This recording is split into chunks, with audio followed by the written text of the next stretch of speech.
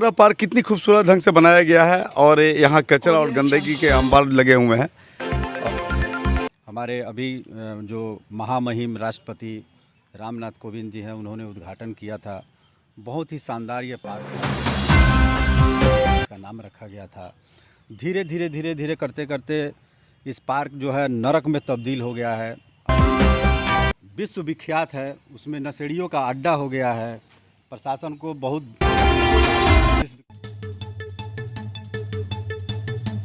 और मैं यहाँ के कुछ ऐसे लोगों के पास मैं लेकर चल रहा हूँ जो नगर निगम में पड़ने वाले चुनाव के संबंध में वो लोग बताएंगे कि यहाँ कैसे प्रत्याशी की ज़रूरत है, कैसे लोगों की ज़रूरत है जो विकास की बात करे।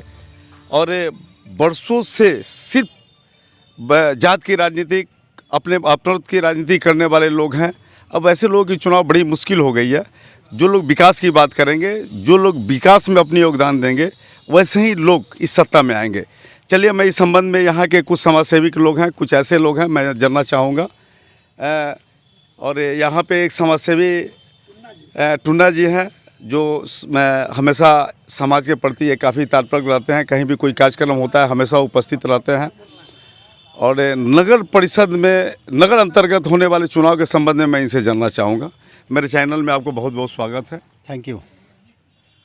अभी सर पे नगर निगम चुनाव है और सभी लोग दबी जुबान से ये ज़रूर कहते हैं, भले खुले ही जुबान से ना बोले, लेकिन दबी जुबान से ज़रूर कहते हैं कि मुझे ऐसे प्रत्याशी की ज़रूरत है जो विकास की बात करे। जो हमेशा जो लोग विकास की बात करेंगे वही सत्ता में आएंगे। इस संबंध में आप क्या कहना चाहेंगे? सबसे पहले तो नगर निगम बना है मोतिहारी, उसके लिए जनप्रतिनिधियों को धन्यवाद। मेरा मत है कि मेयर और उप मेयर का जो चुनाव होगा, जो पब्लिक चुनेगी, ये सबसे अच्छी चीज़ सरकार ने की है। उसमें किसी का दबदबा नहीं रहेगा, किसी पॉलिटिकल पार्टी की दबदबा नहीं रहेगी।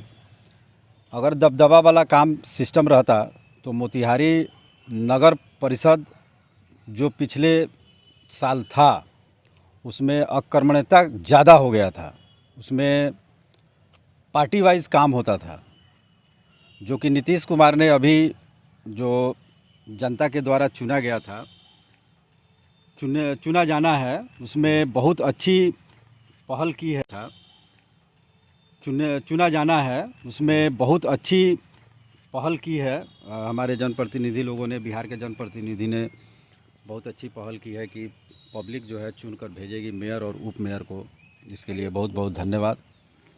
और जहाँ तक मोतिहारी का सवाल है, मोतिहारी नगर निगम बने या नगर परिषद रहे कोई मायने नहीं रखता है, क्योंकि यहाँ के पदाधिकारी उस लायक ही नहीं हैं कि मोतिहारी को सही ढंग से साफ़ सुथरा और आवारा पशु, सूअर, इस सब को हटाने का किसी भी सरकारी ऑफिसर में वो मादा नहीं है कि सूगर को और गाय को और सांड को मोतिहारी टाउन से हटा दे। आपने देखा होगा कि अभी अभी हम लोग पार्क में, सत्याग्रह पार्क में टहल रहे हैं, उसमें उसकी स्थिति जो है हमारे माननीय विधायक और अभी इस समय हम आपको रोकेंगे। अभी आपके साथ आपका जो मैं मतलब और विचार मैं ले रहा हूँ, इसी कड़ी में एक देखने को मिला। आप देख सकते हैं सत्याग्रह पार्क कितनी खूबसूरत ढंग से बनाया गया है और यहाँ कचरा और गंदगी के अंबार लगे हुए हैं और इस पर ध्यान भी नहीं दिया जा रहा है। ये बिल्कुल इन्होंने सही बात कही। और चलिए, मैं आगे फिर शुरू कर रहा हूँ। इसमें 2 करोड़ की लागत से सत्याग्रह पार्क का निर्माण आज से 5 साल पहले हमारे अभी जो महामहिम राष्ट्रपति रामनाथ कोविंद जी हैं, उन्होंने उद्घाटन किया था। बहुत ही शानदार ये पार्क था, सत्याग्रह शताब्दी पार्क इसका नाम रखा गया था।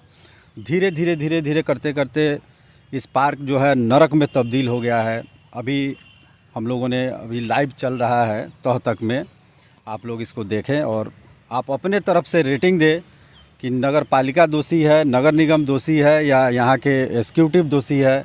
आप लोग जितना कमेंट हो सके उतना कमेंट, ज़ोरदार तरीके से कमेंट कीजिए और यहाँ के डीएम महोदय, जिलाधिकारी महोदय को भी इन्वॉल्व कीजिए, टैग कीजिए। आप लोगों से यही निवेदन है। इस जो धरोहर हमारे माननीय विधायक और मंत्री बिहार सरकार प्रमोद कुमार जी ने बनाया था, उसको ये लोग मटियामेट कर दिया है। पता नहीं मतलब लोगों की उम्मीद है, उम्मीद में लोग खड़े नहीं हो पा रहे हैं। हाँ, लोगों को इतनी उम्मीद है कि प्रशासन कुछ करेगी, लेकिन अभी तक जो है प्रशासन कुछ कर नहीं पाया है। आवारा बच्चों और नशेड़ियों का अड्डा हो गया है ये सत्याग्रह शताब्दी पार्क, और इसके बगल में, आपके ही बगल में जॉर्ज ऑरवेल की जन्मस्थली है जो विश्व विख्यात है, उसमें नशेड़ियों का अड्डा हो गया है। प्रशासन को बहुत कहने के बाद भी पुलिस भी कुछ नहीं कर पाती है। अगल बगल में महादलित की बस्ती है, बस्ती से बहुत ज़्यादा हानि हो रहा है दोनों पार्क का। एक से एक कीमती सामान इसमें लगा था, सबको खोल कर ले गया इन लोगों ने।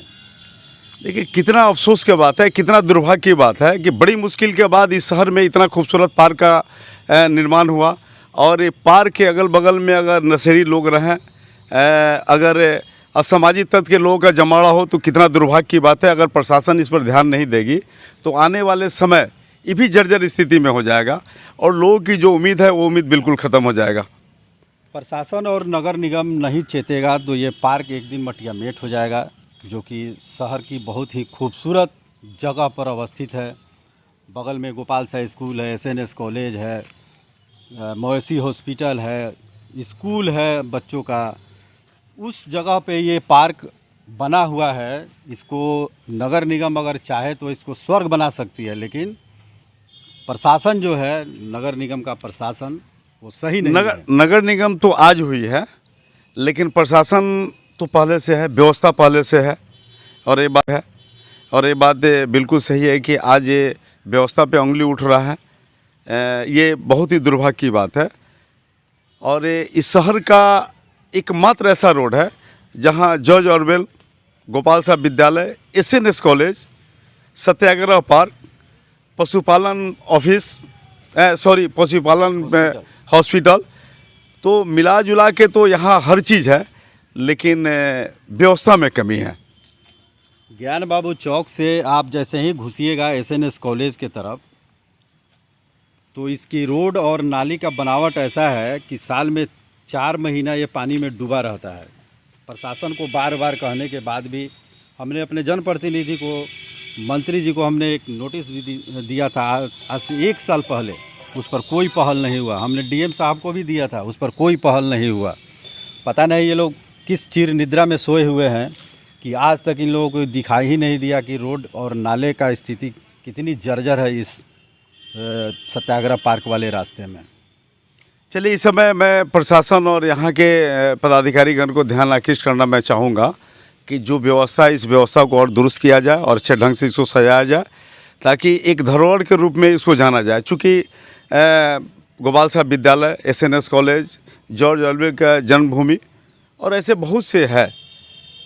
और इसी के साथ हम लोग यहाँ से प्रस्थान कर रहे हैं।